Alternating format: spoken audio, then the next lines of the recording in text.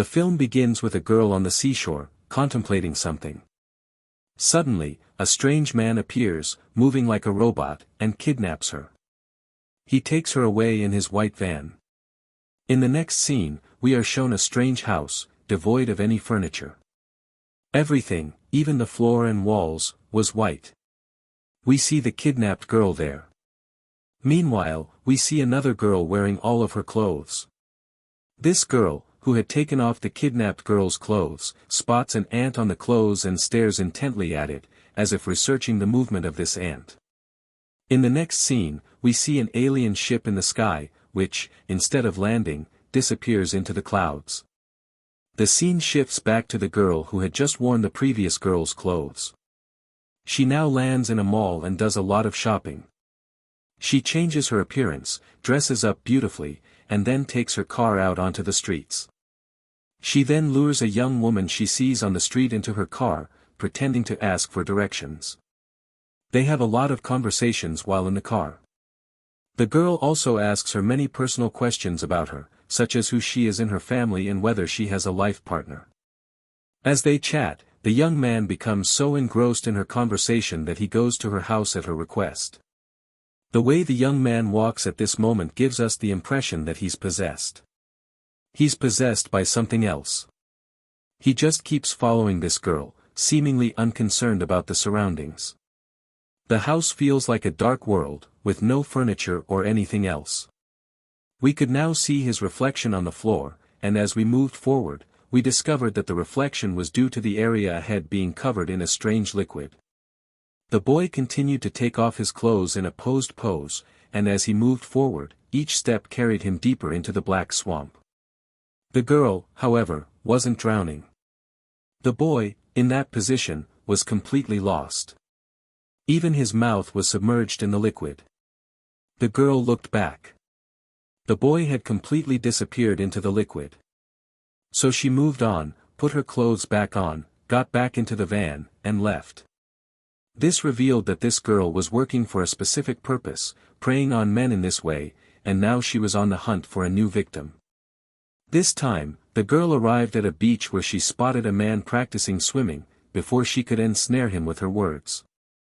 The man sees that a woman in the distance has jumped into the sea to save her dog.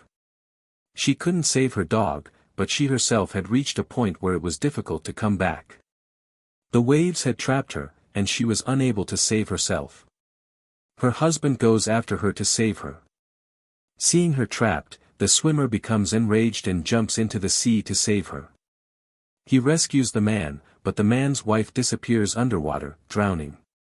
Her husband, frantically, dives back into the water to retrieve his wife.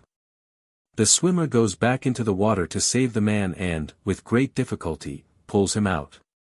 The swimmer, having exhausted much of his strength in the process, collapses and falls unconscious. The girl stands at a distance, emotionlessly watching the entire spectacle. Then, she approaches the swimmer and hits him on the head with a strap, as if to confirm that he is unconscious and will remain so. After that, she picks him up and walks away. The son of the couple who drowned was also crying profusely. But this girl didn't even look back, let alone pay attention to the child's cries. She was so heartless. A considerable amount of time passes, and we are shown a night scene. A companion of the girl who kidnapped the boy arrives on a bike at the same shore from where she kidnapped him and removes all the missing man's clothes and belongings, so that no one can find any clue as to where he disappeared. The strange thing here is that it feels strange. It turns out that the boy, whom the girl had also ignored him as if he didn't care, and the boy was still crying and sobbing. Meanwhile, we are shown the girl, who was at the nightclub at the time, trapping another victim and taking him to her house. This boy suffers the same fate as the first. He strips in a posing position and then completely submerges himself in the liquid. Finally, we are shown a scene inside the liquid. Inside the liquid, the swimmer sees the other boy, and as soon as he touches him, his body suddenly explodes, dividing into tiny pieces.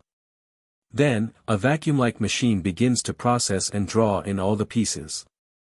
The same fate is about to befall this second boy. Now the girl sets out again for her prey.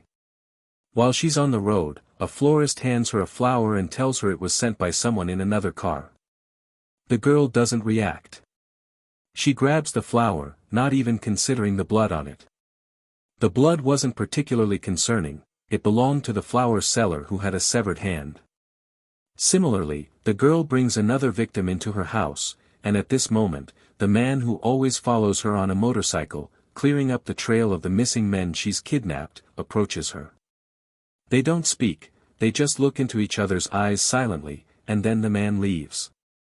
After this, they both leave the house on foot. The girl is on her mission, and the boy is on his. She collides with a man and falls, and a crowd gathers to help her. She finds this all strange, and why will be revealed later. Now she begins to observe everyone with a bored gaze, as if noting their lives. She focuses on her mission, and approaches a man with a rather disfigured face. She asks him to get into her car and asks him how many friends he has. The man explains, because of my face, no one befriends me, and no girls come to me. I'm not even married. After hearing all this, the girl doesn't reply and takes him home. She's about to make him a part of her fan following, but then she spots a fly on the windowsill. A fly trapped there, who knows what it thinks. Then she examines herself carefully, then releases her prey, as if realizing what she's doing is wrong. She takes her car and drives off again. The news that this girl had abandoned her prey. Her other companion becomes aware of this, and in a rage, goes to the man's house, kills him, and takes his body away in his car. At this point, she appears extremely confused. She goes to a restaurant and tries to eat cake, but spits it out. It looks as if she's had cake for the first time and doesn't like it at all. She boards a public bus in a strange, frightened manner. Seeing her nervousness, a man sitting nearby tells her she can stay at his house tonight. She agrees. The man was nice. He takes her to his house. He cooks food for her, but she doesn't eat. There was music on the TV, and she starts listening to it. The next day, the man takes her for a walk. Later, when they meet at night, the girl panics and runs into the forest. Meanwhile, it's shown that all her companions are now searching for her. It was there in the forest that she met a man who asked her, "Did you come here alone? This is a very dangerous place. You have to be very careful here. You shouldn't have come here alone." He was concerned for her, and the girl was surprised by this. The man also told her about a shelter where she could stay in case of a storm. The girl went there and fell asleep. When she woke up in the morning, she saw the same man she had met in the forest the night before. He was now trying to molest her. Terrified, she tried to run away. But the man caught her, and when he forcibly began to remove her clothes, her skin began to peel off along with her clothes. The boy is terrified. The girl steps forward and peels off her entire skin, revealing her dark body from within. Her human face, also held in her hand by a man watching her, blinking his eyes. It's here that we learn that she wasn't actually human.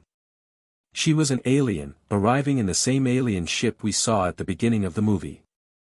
The purpose of her mission to banish humans from this world remains undisclosed. However, the mystery of her entire behavior is revealed. She was behaving so strangely because she was neither human nor possessed human feelings.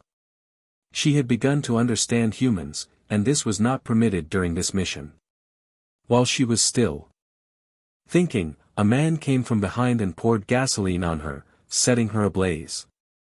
The girl ran to save herself, but then, after a short distance, she collapsed, completely burned to ashes. As she dies, we are shown her companion on the other side, who has also arrived in this same snowy field. He stands in the distance, watching something. As if he has realized that she has died along with him. And the movie ends with him standing there,